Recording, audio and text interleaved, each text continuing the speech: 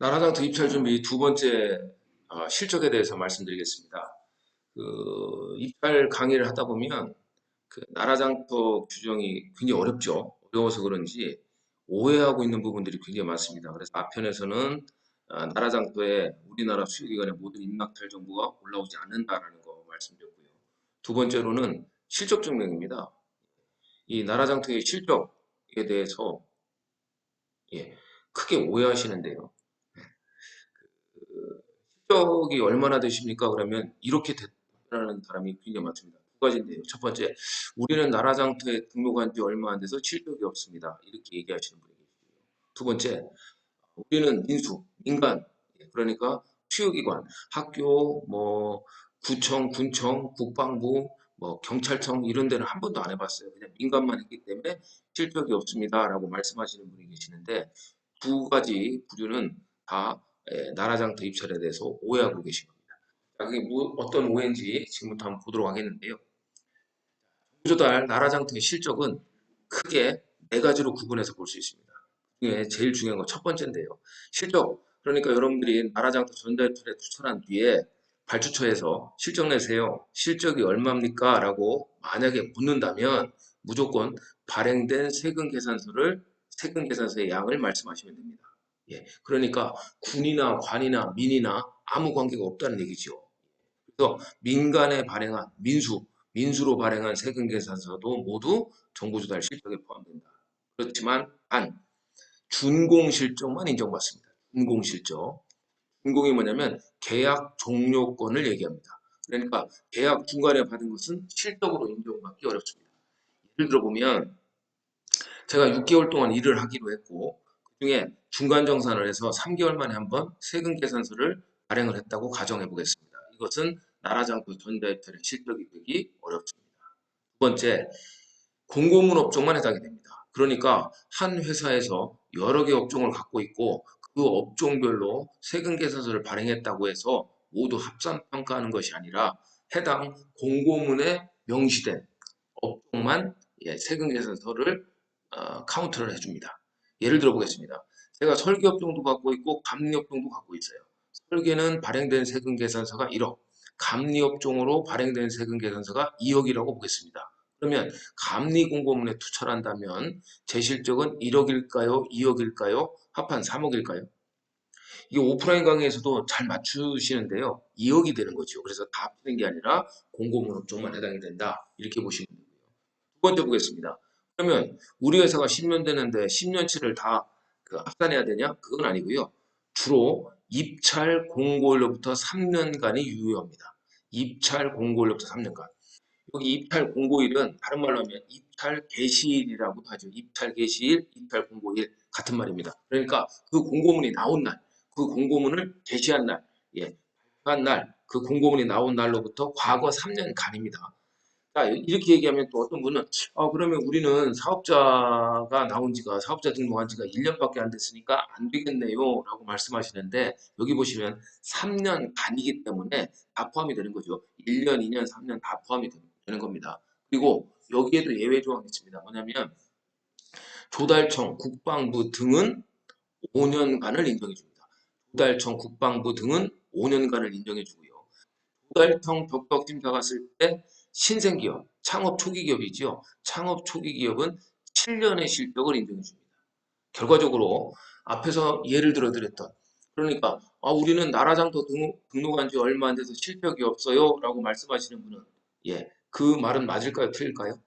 틀렸죠. 왜 그러냐면 나라장 실적 인정 기간은 나라장터 등록일이 아니라 입찰 공고일이기 때문이고요. 두 번째, 우리는 민수공사만 해서 실적이 없습니다. 라고 말씀하시는 분 역시 틀렸습니다. 왜 그러냐면, 발행된 세금계산서, 준공된 공고문 업종의 입찰 공고일로부터 3년 또는 입찰 공고일로부터 5년의 그 세금계산을 합산하면 다 실적이 되기 때문에 민간만 카운트하는 것은 잘못됐다. 말씀드리고요. 세 번째, 그 앞에서 말씀드렸는데 세 가지 대표적인 업종이 있죠. 시설, 용역, 물품 세 업종이 있는데 기본적으로 실적 입증에 대한 책임은 입찰자에게 있습니다. 다시 한번 보겠습니다. 기본적으로 실적 입증에 대한 책임은 입찰자에게 있습니다. 그런데 이 실적 입증에 대한 책임이 협회에 있는 업종이 있어요. 협회. 그러니까 협회에서 실적 입증을 대신해 준다. 이렇게 보시면 되는데 그 업종이 대표적인 업종으로 건설업종입니다. 그러니까 쉽게 설명드리면 건설업종은 실적 입증의 책임이 입찰자에게 있지 않고 협회에 있는데 그러면 그 실적 입증을 해주는 서류 이름이 뭐냐? 그 서류 이름이 경영 상태 등의 확인서입니다. 경영 상태 등의 확인서. 종합업종에서는 3년, 5년 실적표, 시공 요율의 확인서 이렇게 보시면 되죠. 그러니까 이 경영 상태 등의 확인서에 예, 경영 상태 등의 확인서로 실적 입증을 해주는데 이 실적 입증하는 이 경영 상태 등의 확인서를 보면 여러 가지가 나오지요. 여러 가지 항목들이 나옵니다. 그런데 주로 우리나라 50억 미만에서는 이 경영 상태 등의 확인서에 나오는 5년 실적이 정부 조달 실적으로 작용하는 경우가 많고요. 지금 상호 업종 진입에 의해서 준공 실적도 인정받을 수 있습니다. 2021년부터 준공 실적도 일부 인정받을 수 있습니다. 자, 그런데 주로 이 경영 상태 등의 확인서에 나오는 5년 실적이 대표적인 업종의 그 건설업종의 정부 조달 실적이다. 이렇게 보시는 게 맞고요. 네 번째, 그러면 용역 물품은 여기에서 이제 간과하셔야 될 게 있는데요. 뭐냐면 그 용역 물품은요. 건설업종에 비해서 서류가 좀 많겠죠. 그러니까 용역 물품 업종은 실적 입증을 누가 해야 되죠? 입찰자가 해야 되는 거예요. 그래서 세금 계산서 다 갖다 내야 되고 입찰 공로부터 3년간에 적격 심사 볼 때마다 세금 계산서를 다 제출해야 됩니다. 그런데 세금 계산서만 내라고 하지 않고 실적 증명서를 또 내라고 합니다. 물론 실적 증명서, 거래 명세서, 뭐 이런 것들을 기타 서류들을 내라고 하는데 대표적인 게 실적 증명서입니다.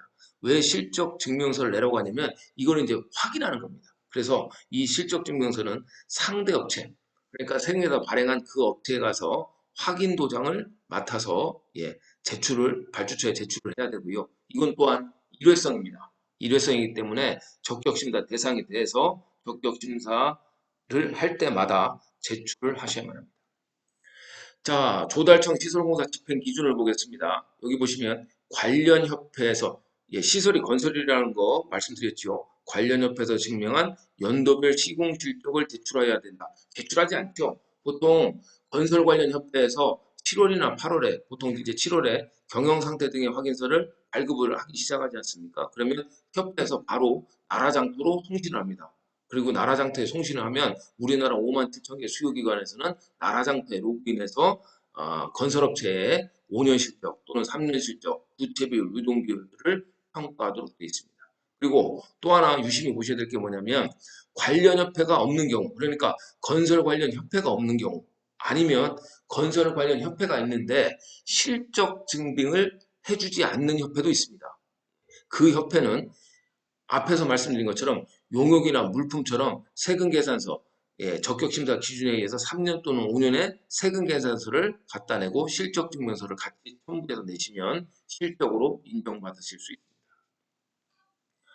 자, 조달청 일반용역 적격 심사 세부 기준을 보도록 하겠습니다. 여기 보시면 심사 기준일은 입찰 공고일로 하고 이렇게 돼 있죠.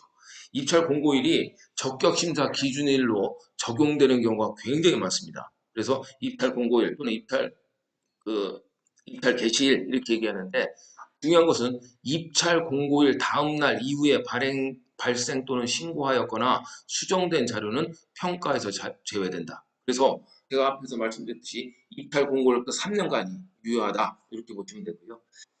이 조달청 일반 용역에만 해당이 되는 겁니다. 창업기업, 소기업, 소상공인의 이행 실적은 계약일자 납품기한에 관계없이 이행 완료된 시점에 7년, 그래서 7년을 인정받는다 이렇게 보시는데 같은 얘기가 나와 있지요. 계약일자와 납품기한에 관계없이라고 돼 있죠. 계약일자와 납품기한에 관계없이 이 부분은 여러분이 이렇게 이해하셨으면 좋겠습니다. 계약일자와 납품기한에 관계없이는 뭐냐면 준공, 계약 종료된 것만 인정해 주겠다. 계약 종료된 것. 그러니까 계약 일자가 언제인지 납품을 언제 했는지 그런 건 관계없다는 얘기죠. 그런 거는 발주처에서 조달청에서는 일일이 확인하지 않겠다. 단 계약이 종료된 그리고 입찰 공고일로부터 5년 이내에 세금 계산서만 적격 심사해서 실적으로 인정해 주겠다. 이렇게 보시면 되고요. 일반 용역 이행 실적 증명서 보시면 공공기관 이외의 이행 실적은 원본 이 공공기관의 실적은 제출하지 않습니다. 왜냐하면 수요기관끼리 서로 나라장터에서 확인을 하기 때문에 공공기관의 실적은 갖다 내실 필요가 없고요. 다만 민간으로 한 것은 계약서, 세금계산서, 거래명세표 등 이행 실적을 증명하는 서류를 실적증명원에 첨부한 경우에 평가하고 요구할 때 이거 실적증명원 내셔야 된다는 말이지요. 그리고 중요한 거 적격심사 대상자가 입증 책임을 다하지 아니하여 이행 실적의 확인이 어려운 경우에는 실적을 인정하지 아니한다. 그래서 실적 입증의 책임은 기본적으로 입찰자에게 있다. 조달청 물품구매 적격심사 보겠습니다. 여기 뭐 비슷하게 나오죠. 조달청 물품이나 용역 적격심사는 거의 내용이 거의 같습니다. 납품일자와 계약일자와 관계없이 이렇게 되어 있고요.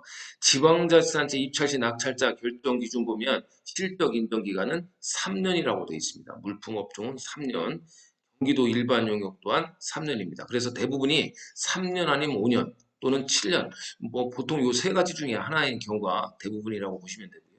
자, 이렇게 해서 요 기간은 적격 심사마다 다르기 때문에 적격 심사로 확인하는 거죠.